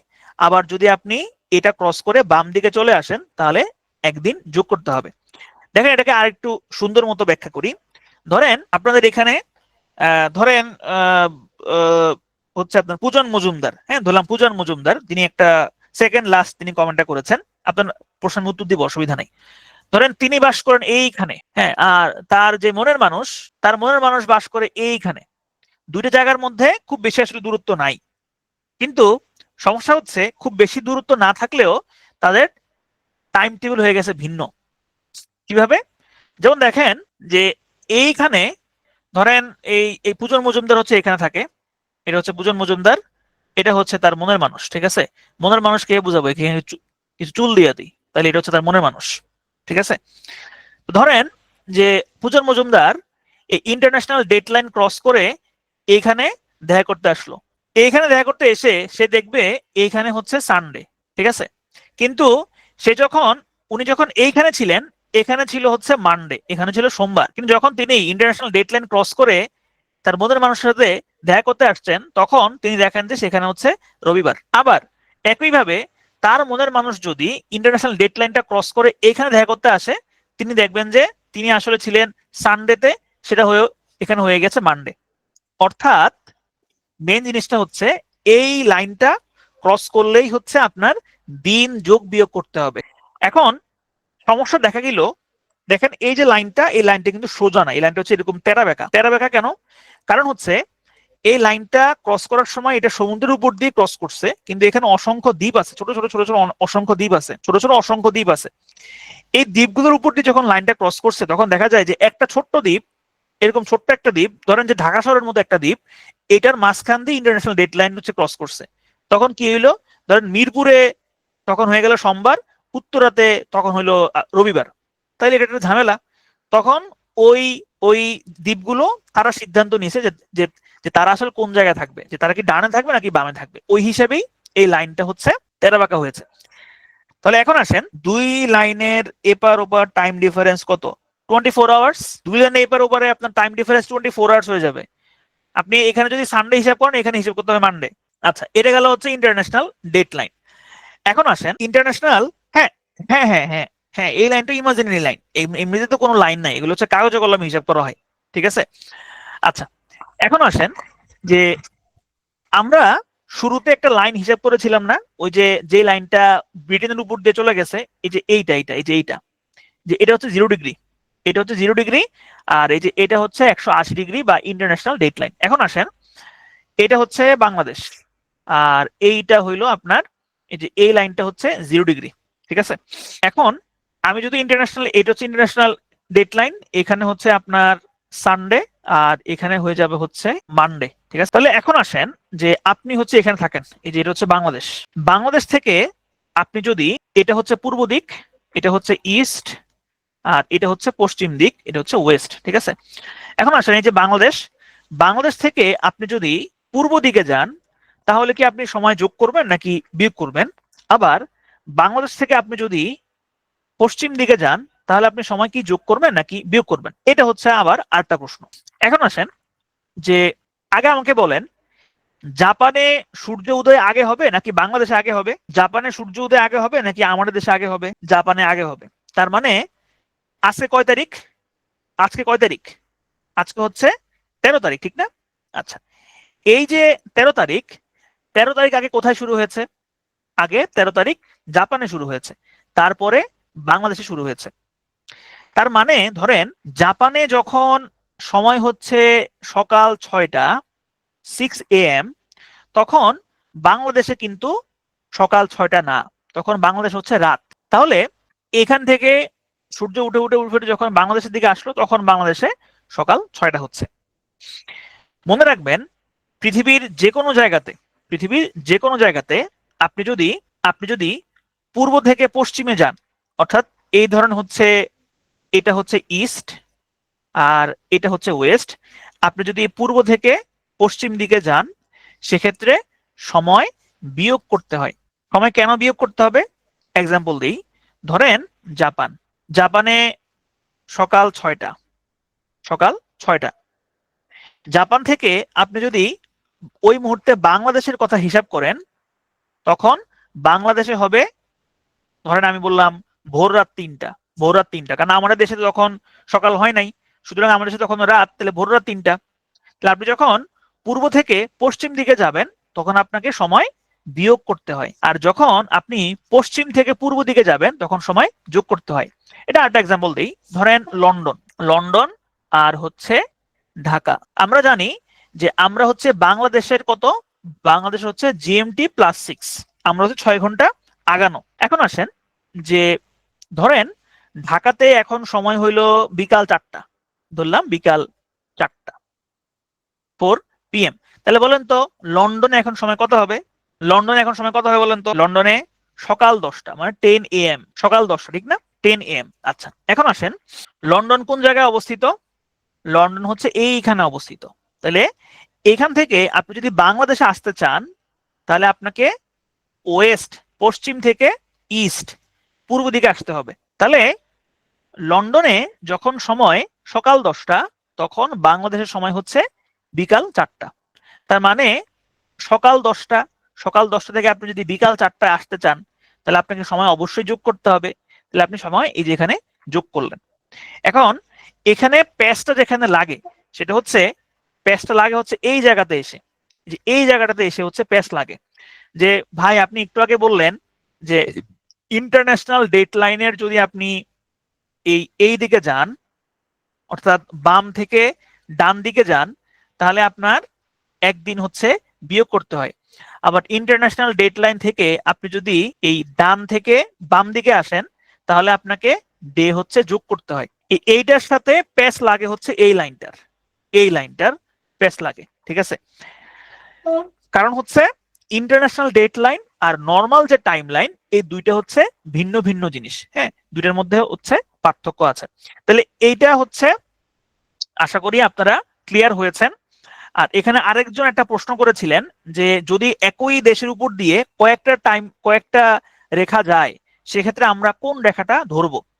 যদি একই দেশের উপর দিয়ে, যে দেখেন এই হচ্ছে বাংলাদেশ, এই যে এইটা হচ্ছে বাংলাদেশ, বাংলাদেশ আসলে একটাই টাইম জোন আছে, কিন্তু রাশিয়াতে টাইম জোন হচ্ছে কয়েকটা, কয়েকটা টাইম জোন। তো এইটা আসলে ওই দেশের কর্তৃপক্ষ ঠিক করে নেয় যে তারা আসলে কিভাবে কোন লাইনটাকে তারা এক্সাক্ট টাইম হিসেবে ধরবে।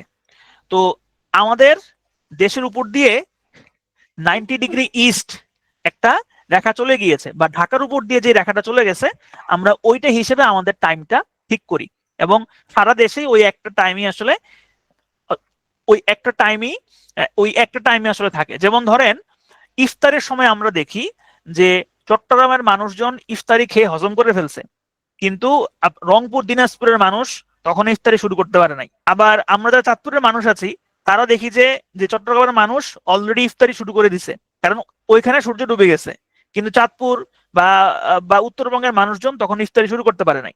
হ্যাঁ, তার মানে ইফতারের সময় কিন্তু এই জিনিসটা ফলো করা হয়, কিন্তু নর্মালি একটাই টাইম লাইন ফলো করা হয় একটা দেশের ক্ষেত্রে।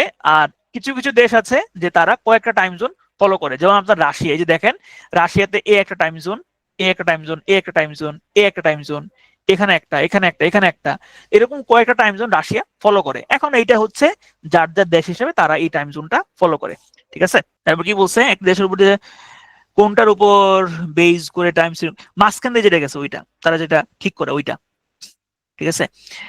ঈদ একদিন আগে, না আমরা ঈদ একদিন আগে করি না।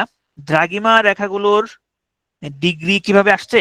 দ্রাঘিমা রেখাগুলোর ডিগ্রি আসছে এই যে 0 ডিগ্রিটা, এই যে দেখেন এখানে আপনি বুঝবেন, এই দেখেন এই যে মাঝ বরাবর যে রেখাটা আছে, এই যে এইটা, এই যে এইটাকে ধরছে 0, ঠিক আছে?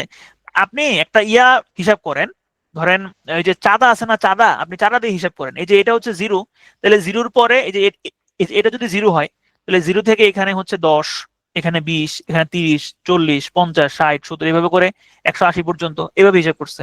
আচ্ছা, এখন আসেন যে এই যে আজকে আপনারা আপনারা যা যা শিখলেন এখান থেকে আপনাদের পড়া থাকবে কি কি? মূলত আপনাদের এই যে মানচিত্র, মানচিত্রের কোনো প্রশ্নই পরীক্ষাটা থাকবে না আগামী ডেইলি এক্সামে। মানচিত্রের কোনো প্রশ্ন ডেইলি এক্সামে থাকবে না। প্রশ্ন যেটা থাকবে সেটা হচ্ছে এই প্রিভিয়াস প্রশ্ন, এই যে প্রিভিয়াস প্রশ্নগুলো পরীক্ষাটা থাকবে, যে এখানে যেটা দেওয়া হয়েছে, কোনটা কোনটা কোনটা অনেক দূর চলে গেছে মনে হয়, এই যে এটা হচ্ছে আপনাদের নেক্সট এক্সামে থাকবে, ঠিক আছে? এগুলোর একদম বেসিক গুলো কোন বই থেকে, এগুলোর কোনো বেসিক কোনো বইতে আমি পাই নাই তেমন, ঠিক আছে? এই আজিজুর রহমান, আপনি একটা অশ্লীল প্রশ্ন করছেন। আজকে আজকে প্রথম ক্লাস, এই কারণে আপনার কিছু বলতেছি না। আজকে শেষ করেন। আমার টাইম স্লট কত জানেন? আপনাদের টাইম স্লট কত? টাইম স্লট হচ্ছে 2 ঘন্টা, 120 মিনিট। 120 মিনিটের পরে যেটুকু হবে সেটা হবে এক্সট্রা। হ্যাঁ, এই যে আজকে শেষ করেন, তারপরে আর পড়ায়েন না, আমার আর ভালো লাগতেছে না, এগুলো ক্লাস থেকে যদি বলেন তাহলে ক্লাস থেকে বের করে দিব, ঠিক আছে? গ্রিনিস মিন মান, না না না, গ্রিনিস মান মন্দির যেটা, ওইটা আর ইন্টারন্যাশনাল ডেডলাইন তো এক লাইন না, লাইন একটা না, এটা লাইন দুইটা। আমি যদি বাংলাদেশ থেকে ডেডলাইনের উপর দিয়ে চিঠি পাঠাই তাহলে কোন দিন হিসাব হবে? আমি যদি বাংলাদেশ থেকে ডেডলাইনের উপর দিয়ে চিঠি পাঠাই, ডেডলাইনের উপর দিয়ে আপনি কারা চিঠি পাঠাবেন? আপনি বাংলাদেশ থেকে এখন কেন চিঠি পাঠাবেন? কেউ চিঠি পাঠায় এখন? মানে আপনার হিসেবটা হয়েছে এরকম যে আপনি এই হচ্ছে বাংলাদেশ, এই হচ্ছে ইন্টারন্যাশনাল ডেডলাইন, আপনি এখান দিয়ে চিঠি পাঠাবেন। আরে ভাই, এটা তো একটা অবাস্তব চিন্তা ভাবনা। আপনি এখান থেকে কেন চিঠি পাঠাবেন? এটা তো একটা অবাস্তব চিন্তা ভাবনা। এখন হ্যাঁ, আপনি থিওরিটিক্যালি বলতে পারেন যে স্যার আমি তো আপনার প্রশ্ন করছি, আপনি উত্তর দেন। এখন আমি ওই ওই হিসাবে থিওরিটিক্যালি আপনার প্রশ্নের উত্তর দিতে পারি এরকম যে হ্যাঁ ঠিক আছে, আপনি যদি এখান থেকে একজনের হাতে চিঠি দেন, তাইলে সে এখানে আমি ধরলাম সে বাসে করে যাবে, বাসে করে যাইতে এখানে এখানে এখানে আসতে হবে তার রাশিয়াতে, রাশিয়াতে এসে সে এখানে যাইতে হবে। এখন এখানে যাইতে তার কত সময় লাগবে তার উপর নির্ভর করবে সে ওই চিঠিটা কখন যে পৌঁছানো হবে। তবে আমি যদি থিওরিটিক্যালি এরকম চিন্তা করি যে ধরলাম আজকে হচ্ছে আপনার, এখন বাঁচতেছে কত, এখন বাঁচতেছে হচ্ছে বিকাল 4টা। ইন্টারন্যাশনাল ডেডলাইন পার করলে, ধরেন আজকে হচ্ছে শনিবার না, ইন্টারন্যাশনাল ডেডলাইন যদি আপনি পার করে এই পাশে চলে আসেন, অর্থাৎ এই দিকে আপনি যদি ডান দিকে চলে আসেন, তাইলে আপনি এখানে পাবেন হচ্ছে শুক্রবার। তাদের এখনো শনিবার হয় নাই, তাদের এখানে এখনো শুক্রবার আছে, এখনো শনিবার হয় নাই এখানে। তাহলে আপনি যদি এই চিঠিটা এই মুহূর্তে ইন্টারন্যাশনাল ডেডলাইন পার করে এখানে আনতে পারেন, তাইলে আপনি আসলে অতীতে চলে গেছেন, আপনার চিঠি নিয়ে আপনি অতীতে চলে গেছেন। কিন্তু থিওরিটিক্যালি এরকম হইলেও বাস্তবে এটা আসলে সম্ভব না। কেন সম্ভব না? কারণ একটা চিঠি আপনি এই যে পাঠাবেন, এটা কি সম্ভব এখানে এমনিতে পাঠানো? এটা সম্ভব না। আচ্ছা, এরপর কি বলছেন? 10 ডিগ্রি সমান টাইম হচ্ছে কত?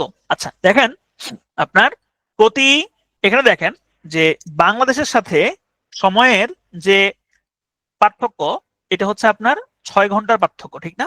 6 আওয়ার্স এর পার্থক্য, যে লন্ডন এবং হচ্ছে বাংলাদেশের সময় পার্থক্য। তাহলে আপনি যদি 6 হিসাব করেন, 6 ঘন্টা, তার মানে 6 ঘন্টা কত মিনিট হয়? 6 ঘন্টা হয়ে হচ্ছে আপনার 360 মিনিট, 360 মিনিট হয়, ঠিক আছে? তাহলে প্রতি প্রতি ডিগ্রির জন্য হচ্ছে 4 মিনিট করে সময় পার্থক্য হয়। প্রতি ডিগ্রির জন্য 4 মিনিট করে হচ্ছে সময় পার্থক্য হয়। তাহলে 10 ডিগ্রির জন্য আপনি হিসাব করেন, তাহলে কত পার্থক্য হবে? নেক্সট ডেইলি এক্সামে জি, জি শুধু 35 টু 46, সব রেখা তো পড়তে হবে না, আমি তো বললাম ওগুলো পড়তে হবে না। চীনের গ্রিনিচ চীনের গ্রিনিচ থেকে কি সময় হিসাব করা হয়? সব সময় হচ্ছে একই গ্রিনিচ জিএমটি থেকে হিসাব করা হয়, একই জিএমটি থেকে হিসাব করা হয়, তবে তাদের লোকাল টাইমও থাকতে পারে, ঠিক আছে? প্রফেসর প্রশ্ন ব্যাংক থেকে পড়লেও হবে, অসুবিধা নাই। তারপর কি বলছেন এখানে? আন্তর্জাতিক কি নোট করব? হ্যাঁ, নোট করে পড়তে পারেন, অসুবিধা নাই, নোট করে পড়তে পারেন। পিটুয়ের জিকে বই ব্যতীত অন্য কোনো জিকে বই কিনতে চাইলে কোনটা বেস্ট হবে? যদি বেশি পড়তে চান, অনেক বেশি পড়তে চান, সেক্ষেত্রে হচ্ছে বেসিক বই পড়তে পারেন। আর যদি কম পড়তে চান, সেক্ষেত্রে অন্য যে কোনো একটা বই পড়তে পারেন। বেসিক বই হচ্ছে অনেক বেশি পড়া, ঠিক আছে? অনেক বেশি পড়া হচ্ছে বেসিক বই। ম্যাথ হচ্ছে কনফিডেন্স দেখতে পারেন, তারপরে আলালস দেখতে পারেন, এই দুটো যে কোনো একটা দেখতে পারেন। বই লিস্ট দিলে ভালো হয় না? বই লিস্ট দিলে হচ্ছে যে আপনার বই লিস্ট দিয়ে আপনি কি করবেন? এই যে পিটুয়ের যে বইগুলো আছে এগুলো যথেষ্ট। প্রিভিয়াস প্রশ্নগুলো প্রফেসর ব্যাংক থেকে পড়বো? জি, প্রফেসর ব্যাংক থেকে পড়তে পারেন। সাইম আলম সাব্বির, আপনার কি হয়েছে, এত ইউ লিখতেছেন কেন? এমপিজি ভালো, কিনতে পারেন। না না না, অল সাবজেক্ট সলভ করবেন, তবে আগামী ডেইলি এক্সামের জন্য কেবল ইন্টারন্যাশনাল সলভ করবেন। আগামী ডেইলি এক্সাম শুধু ইন্টারন্যাশনালের প্রশ্ন থাকবে। আপনার আগামী যেই বুধবারের ডেইলি এক্সাম হবে সেখানে ওটা দিয়ে ক্লাস করেছেন? বাহ, দারুন। রিটেনের জন্য পিটুয়ের বই আসতেছে। হ্যাঁ, আপনার রিটেনের জন্য পিটুয়ের বই পাবেন। জি, ওয়েবসাইটে সব প্রশ্ন দেওয়া আছে, নাদিয়া নদী, ওয়েবসাইটে সব প্রশ্ন দেওয়া আছে। এমসিকিউ, আরে ভাই আপনি রিটেন প্রশ্ন কেমন পড়বেন? আজকে রিটেন ক্লাস হয়েছে, এমসিকিউ পড়বেন? এমসিকিউ এখন রিটেন ক্লাস হয়েছে? সব প্রশ্ন একসাথে দেওয়া নাই রে ভাই, সব প্রশ্নগুলো হচ্ছে সিরিয়ালি দেওয়া, বিসিএস অনুযায়ী সিরিয়ালি দেওয়া। হ্যাঁ, আর আপনি কি করবেন? আপনি হচ্ছে ওই সিরিয়াল ওয়াইজ ঢুকবেন, ওখানে দেখবেন যে আন্তর্জাতিক বিষয়গুলির প্রশ্ন কোনগুলো আছে সেগুলো আপনি সলভ করবেন। জি, পিটির ওয়েবসাইটে পাওয়া যাবে স্পর্শ নিশি। জি, আমাদের লিখিত বই আসতেছে, আমাদের লিখিত বই নিয়ে কাজ চলতেছে। বইগুলোর বাইরে কি কিছু পড়ার প্রয়োজন কি আসলেই আছে? আপাতত প্রয়োজন নাই। আপাতত বলতে আপনার এই অনার্স লাইফে প্রয়োজন নাই, এগুলোই এনাফ। সকলে অ্যাটেন্ডেন্স দিবে। এখন কি রিটেন অ্যাটেন্ডেন্স সেট করব ফর্মে? এটা এটা হচ্ছে হ্যাঁ করতে পারেন, এটা করতে পারেন। রেফারেন্স বই সাজেস্ট করব। রেফারেন্স বই হচ্ছে আপনাদের একটা লিস্ট দিয়ে দিব রেফারেন্স বই, হ্যাঁ আপনাদের গ্রুপে পেয়ে যাবেন আপনারা একটা রেফারেন্স বই লিস্ট। ঠিক আছে, সবাই ভালো থাকবেন, সুস্থ থাকবেন। সবার সাথে আগামী শনিবারে আবার দেখা হচ্ছে। আল্লাহ হাফিজ।